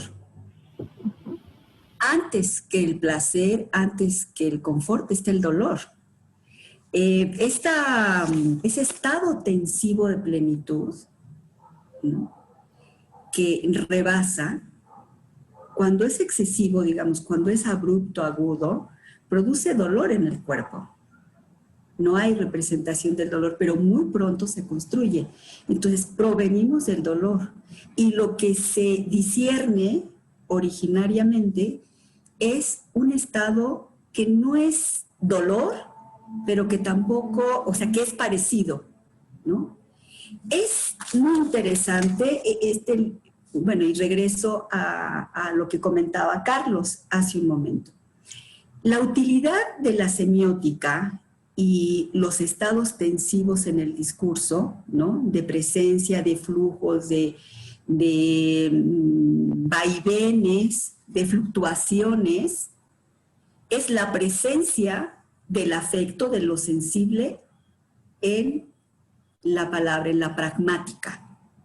Y eso es posterior, ¿no? Eso surge y se organiza después. Lo primero son las fluctuaciones tensivas en el cuerpo, que son significadas como afectos, como estados corporales. Ah, estás tranquilo, ay, mira, ya estás contento, ¿ves? Tú lo que querías era esto. Es decir, el lenguaje siempre está presente, pero de lo que sabemos primitivamente es del dolor. Es decir, no hay duda. Podemos dudar de si algo que nos hace sentir inquietud es gusto o disgusto, ¿no? Podemos fallar ahí, pero en el dolor no. El dolor es dolor. Ahora, el dolor corporal presta su tejido, su estructura, su conformación para algo que es una derivación y que va a ser posterior. Va a ser emotivo y también va a ser sentimental, o sea, consciente, ¿no? ¿Por qué? Porque en las emociones y los sentimientos siempre está como fondo, como tejido, la experiencia sensible del cuerpo. No podemos decir estoy emocionada sin sentirnos emocionados, porque entonces hay una discordancia simbólica entre el gesto y la palabra, ¿sí? Entonces, van acompañados. Bueno, y si algunos nos amarran las manos, ¿no?, pues no podríamos decir así. Necesitamos de los gestos para acompañar el afecto de nuestras palabras. Entonces, provenimos del dolor, no provenimos del placer, provenimos de ahí. Entonces, lo que saben bien los niños con padecimientos, condiciones orgánicas, y lo que saben los padres de estos niños es del dolor. Porque hay una herida, porque nadie esperaba eso. Y porque aquello que hace sufrir y sentir dolor o corporal, y luego corporal y afectivo, que hace sufrir al niño, hace sufrir a los padres también. Una tendencia que hay en toda una corriente psicoanalítica es que las madres y los padres se vuelven los grandes devoradores de los hijos. Claro que hay casos, y claro que hay padres y madres que dicen, yo esto no lo quiero, y se van, ¿sí? Y no son muertos porque alguien le apostó, alguien deseó tomar ese niño. Pero en los padres también hay dolor, en la familia también, en los hermanos hay dolor, ¿no? Y a veces hay culpa. Uno, porque no pueden mitigar lo que le pasa a los hermanos, y otro porque fueron favorecidos en la vida. Entonces el dolor va tejiéndose y produciendo cosas. Cuando la herida es superior, decimos, y está sangrante, bueno, se cometen excesos como esto, ¿no?, que comentaba Sarita. Le operan los tendones y quién sabe cuántas partes del cuerpo para que esa condición desaparezca. O sea, se quiere al hijo o a la hija, se desea al hijo o a la hija, se acepta o no, sin lo que tiene. Después uno le rasca un poco y pueden decir, no, no, no, es que quiero que sea feliz. Y entonces hay que darle las mejores oportunidades clínicas, médicas, porque quiero que sea. Es muy común que digan, es que yo lo único que quiero es que sea feliz. Bueno, ¿y si no es feliz? Yo alguna vez dije, bueno, ¿y si no logra ser feliz? También puede ser que no sea feliz. Bueno, si uno puede ser feliz, también puede uno no ser feliz o tener momentos de infelicidad, qué sé yo. Pero el dolor está siempre presente, siempre. Y ese dolor, digamos, afectivo, pues en el origen está. Hay autores de los 50, 60 que hablan de estados de dismaduración y estados de frustración, de, digamos, de estados parecidos al dolor, ¿no? Por la misma condición, porque hay, por ejemplo, un bebé que siempre quede insatisfecho, no porque la madre no le dé el pecho, no porque no quiera nutrirlo, sino porque quizás no puede succionar. Ahí hay una condición dolorosa que provoca a su vez dolor en la madre y que es que son dos cuerpos para un psiquismo. Bueno, esto yo lo aprendí con Carlos. Pero son dos cuerpos y sienten cosas distintas y a la vez sienten lo mismo y se tejen y se indiferencian. Tenemos que diferenciarlos, ¿no? Entonces, bueno, el tema del dolor en la tristeza, por ejemplo, es maravilloso cómo se siente en el cuerpo. ¿Quién sabe cuántas secreciones y bioquímicos y hormonas se producen? Y el cuerpo duele. O sea, el corazón, no es que duele el corazón, duele el cuerpo. Y a veces cuando alguien dice, es que me siento así, es que estás triste. Claro, y cuando uno está triste, uno está así. Pues, ¿qué se le va a hacer, no? Pero la otra línea, que no quiero dejarlo en el aire, es que siempre son los culpables y siempre son psicotizantes y siempre es culpabilizar y perseguir brujas, ¿no? Y ni los padres eligieron eso, ni el hijo eligió eso, pero un poquito de, digamos, de castración combinado así como en dosis, quién sabe cuáles, también con el hecho de comprender que no era lo que se esperaba, pero que ya está,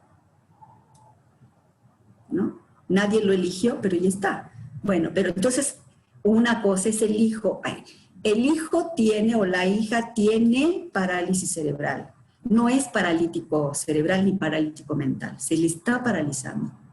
Entonces, cuando uno comienza a hacer estos cortes, estas articulaciones, cuando corta, interrumpe esos flujos mentales, es un poco lo que Foucault plantea con las taxonomías del pensamiento, ¿no? Se abren redes y se van apareciendo distintas significaciones, distintas palabras también, para nombrar las cosas, ¿no?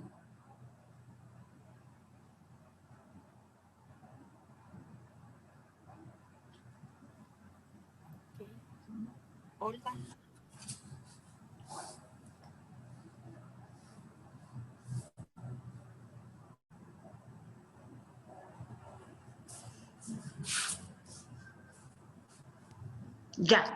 Ya. Es que no tenía micrófono. Y Pati, para quizá acercar un poco más lo que dice, lo que pregunta Rosa Aurora, Asun dice que el dolor es físico, ¿no? Ajá. Entonces, bueno, y saliéndome un poco de todo este desarrollo de los pacientes, de los niños orgánicamente comprometidos, tú mencionaste algo que vino la intervención de Sara y te quedaste ahí frenada. En la clínica actual, sí, en la clínica actual, ¿cómo se ve constantemente la analgesia afectiva? Y otra cosa que nombras como la sumisión de la razón por el influjo del placer, ¿no? Y si podrías ampliar un poco esto? Son dos situaciones que cada vez vemos más, ¿no? En la consulta.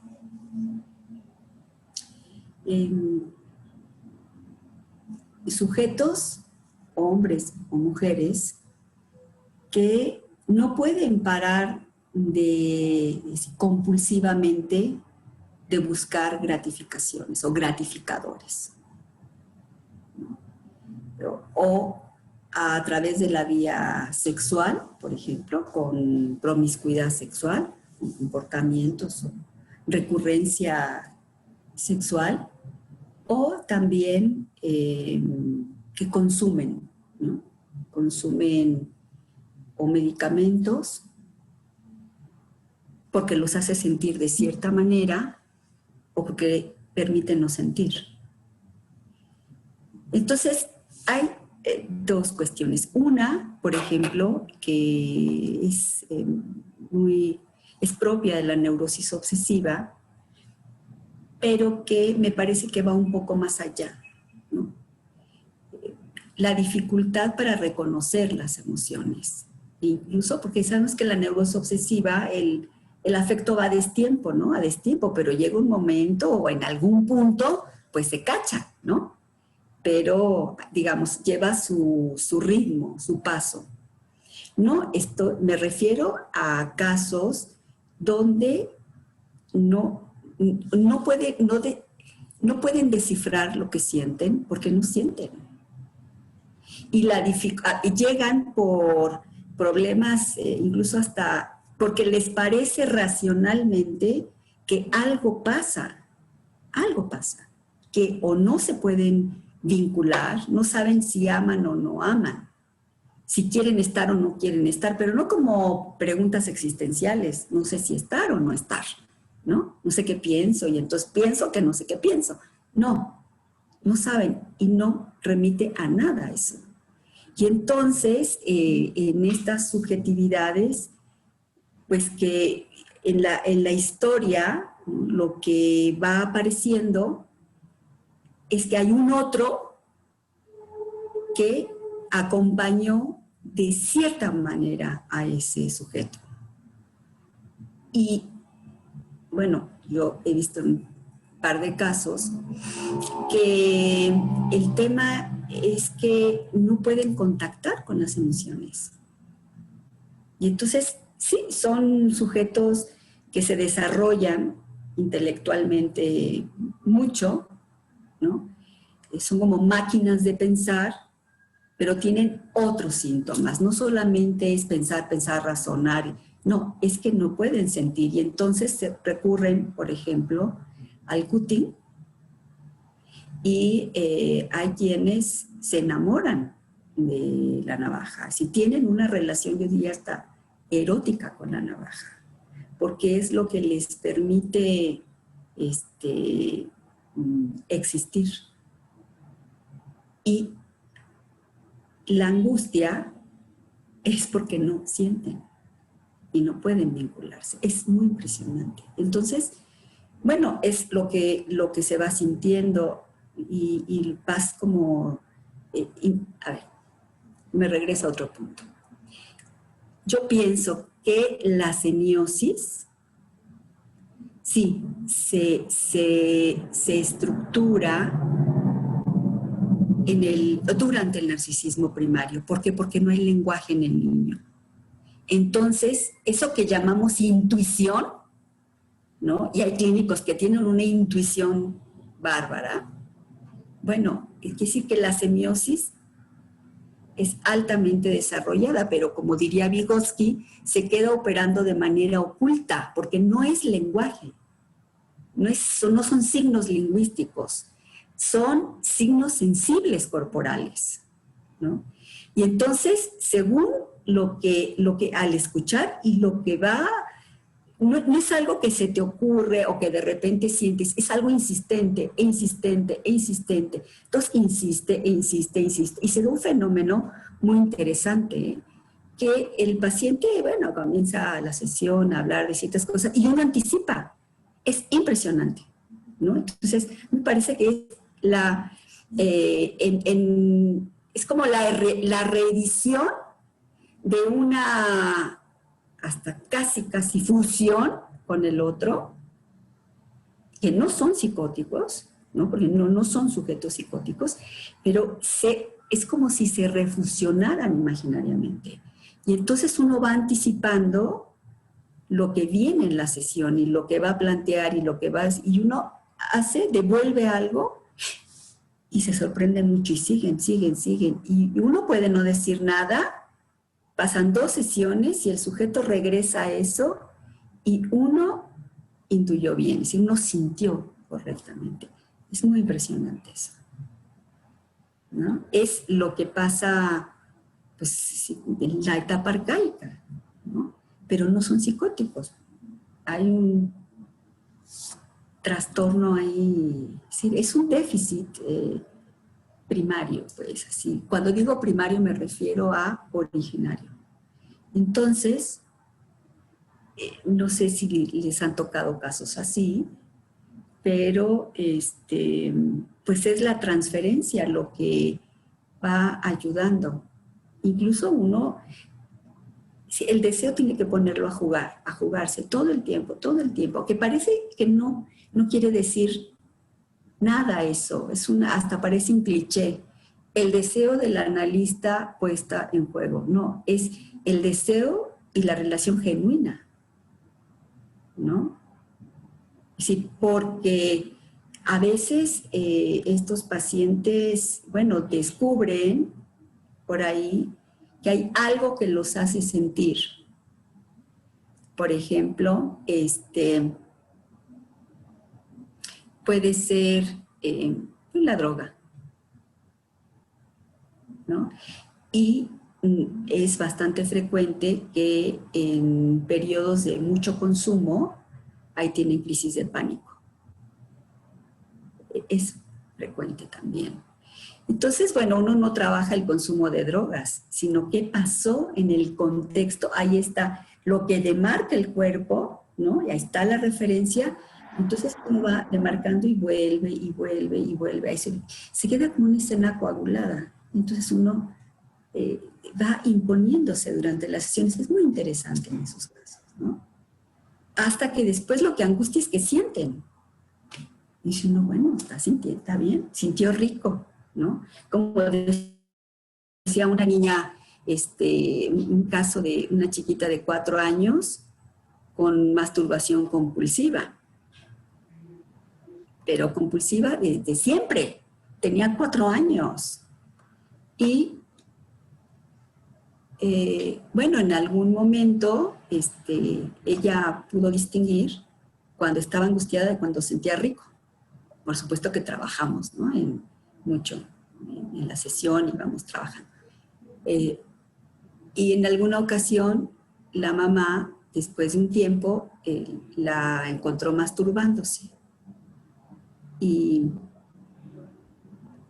le pregunta, ¿estás angustiada? Le dice la mamá, ¿no? Porque además los niños aprenden muy rápido cuál es el lugar donde esos juegos y esos intercambios, ¿no? Y ese ludismo de las palabras se da, no es con la madre, es con el analista, ¿no? Y entonces la mamá le dice, ¿estás angustiada? Y la niña le dice, no, siento rico.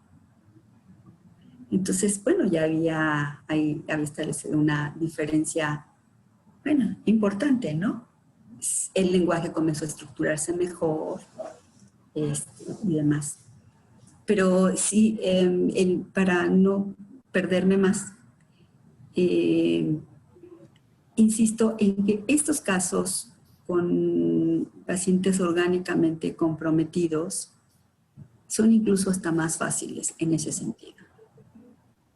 Si la existencia, el ser, se juega de otra manera. En los otros, me parece, y que son actuales, son más dificultosos, plantean otros retos. Hay un ejemplo muy bonito que me gusta. Sí, saben que hay todo un movimiento que asegura y argumenta que la Tierra es plana. Uno dice, bueno, en pleno siglo XXI, para dónde se hubieran ido las carabelas de Colón, ¿no? Que bueno, ahora está prohibido hablar de Colón, pero ¿a dónde se fueron? Donde dice tal, yo creo. Y tiene que ver con, con la experiencia sensible. Es decir, lo que yo veo y lo que me produce, lo que la percepción me está indicando, esa es la verdad. Porque yo no veo más allá. Los argumentos son correctos, pero sus premisas son equivocadas. Y hay todo un estudio de científicos que se preguntan por qué se sigue insistiendo y además se buscan pruebas y se argumenta que efectivamente estamos en un error la mayoría, o los que creemos que la Tierra es una esfera, es plana. Bueno, creo que no han llegado a qué sostiene eso plano, ¿no? Pero la explicación que dan es que tiene que ver con lo que sienten, con lo que ven, con la experiencia sensorial, con la emoción. Lo que a mí me hace sentir el horizonte es que hay un fin, es lo que yo veo, y tiene que ver con lo emotivo. Es muy interesante. Entonces, bueno, la posverdad tiene que ver, hasta donde yo entiendo, tiene que ver con lo que produce lo que escucho, con lo que me produce, y eso es verdadero, es cierto. Entonces, por un lado tenemos el predominio de la emoción sobre la razón o el enmudecimiento o el sometimiento de la emoción por la razón. Y entonces se produce una desconexión tópica. O solo hay impulso, impulso, impulso, y se busca compulsivamente, digamos, como diría alguien, lo que pasa es que me gusta sentirme bien, y esto me hace sentir bien, ¿no? Y bueno, hay que cortar eso. ¿Qué hay detrás de sentirse bien todo el tiempo? Son disociaciones tópicas entre el pensamiento y el cuerpo. Uno va por un lado y otro va. Entonces lo que hacemos es reunir. Bueno, se dice fácil, como se puede, ¿no? Aquí tenemos una pregunta más, creo que va a ser la última, de Alba. Por favor, sí. Alba, si quieres activar tu micrófono. Sí, Pati, te saludo. Hola, Alba. Mi pregunta es si lo que tú hablas está relacionado con lo que algunos nombran como objeto sensación y que se utiliza a veces cuando se habla de autismo. Por ejemplo, en las conductas repetitivas que tienen los niños autistas, y que no solamente lo tienen los autistas, sino que probablemente también está llamado como psicosis en estas conductas repetitivas de descarga. Esta era mi pregunta. Sí, fíjate que hay dos autores que me parecen muy interesantes, que han trabajado, bueno, tiene un libro que se llama Los enigmas del placer. Entonces ellos articulan, son desarrollos a partir del proyecto, articulan la parte neurobiológica y, bueno, es un psicoanalista lacaniano, toda la parte analítica, ¿no? Y lo que ellos plantean sobre el autismo, basado en, ellos han recopilado investigaciones europeas en las que han comprobado, digamos, en los hallazgos de estas investigaciones, es que los niños con autismo tienen una hipersensibilidad, una hipersensorialidad. Y entonces el rechazo tendría que ver con una defensa y un impulso de distanciamiento de aquellos estímulos que son insoportables. Es decir, no es que no puedan conectarse, sino que se conectan demasiado, ¿no? Y entonces tienen que hacer esta distancia. Yo creo que sería un tipo de autismos, ¿no? Es un espectro muy amplio. Hay otros que no tienen náuseas del rostro y la voz, no identifican la voz de la madre o el rostro de la madre, por exceso de ausencia de la madre, por ejemplo. No se organizan estas improntas perceptivas, pero lo que ellos plantean, retomando, por ahí tengo yo el trabajo, no recuerdo ahora los nombres, retomando estas investigaciones, son de neurociencia, encontraron eso, una hipersensorialidad. Pero Pati, disculpa, esto también tendría relación con lo que Pierre Aulanier habla sobre lo que son los pictogramas de rechazo. No, yo creo que es diferente. Bueno, aquí tenemos una maestra de Pierre Aulanier, que es Yolanda, y si me equivoco, después me va a decir, ¡qué bárbara! No, son cosas diferentes. Lo que ellos plantean es que el niño, en este tipo de autismos, hay un excesivo, digamos, no sé cómo decirlo, como desarrollo, como de estructura en algunas áreas del cerebro que producen, ¿sabes cómo lo asocio con los estados de migraña? Hay ciertas migrañas que producen una hipersensibilidad a los estímulos, ¿no? Ciertos tipos de migrañas. Bueno, lo que ellos plantean es que estos niños tienen orgánicamente no una condición de déficit, sino de exceso. Sería al revés. O sea, sienten demasiado y poco pueden, y no hay representaciones. La tesis que ellos plantean es lo siguiente. Por ejemplo, en el caso del cutting, lo que normalmente escuchamos es que el corte, y bueno, lo plantean, lo dicen los pacientes, es que se llega hay un estado en el que entran de acumulación, digamos, donde algo va a pasar, la angustia es demasiada. Y entonces, producir, un paciente lo describía muy bien, producir algo que sea más intenso que lo que se siente, eso que sienten, ¿no? Hace que se desvíe la atención a eso, porque es más intenso. No es poner el dolor, controlar el dolor como se ha interpretado. No, es que producen un estímulo que sea mucho más fuerte que lo que están sintiendo. Y entonces puede ser un corte y otro, o muy profuso, o varios cortes, hasta que se pueda detener ese estado, ¿no? Por eso se hace una relación con ese objeto. Bueno, estos autores que les menciono, lo que plantean es que en este tipo de fenómenos, lo que se busca es estimular desde el cuerpo, producir en el cuerpo algo que estimule, como en el mecanismo de la pulsión, estimule para que se pueda producir una representación, ¿no? Es decir, no percibirlo dentro, sino percibirlo fuera. Y entonces ahí se pueda ligar, digamos.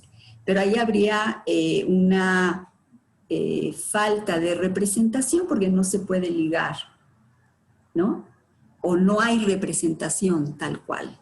En el caso de los niños con autismo hay demasiado exceso de experiencia sensible y no hay representación.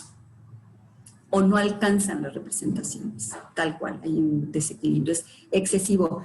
Los autores que han trabajado el trauma, como Ben Jacquard, ellos trabajan mucho el tema del cuerpo, porque justo lo que plantean es que hay el impacto de un evento lo que hace es separar, fracturar la experiencia sensible de la posibilidad de representación, de simbolización.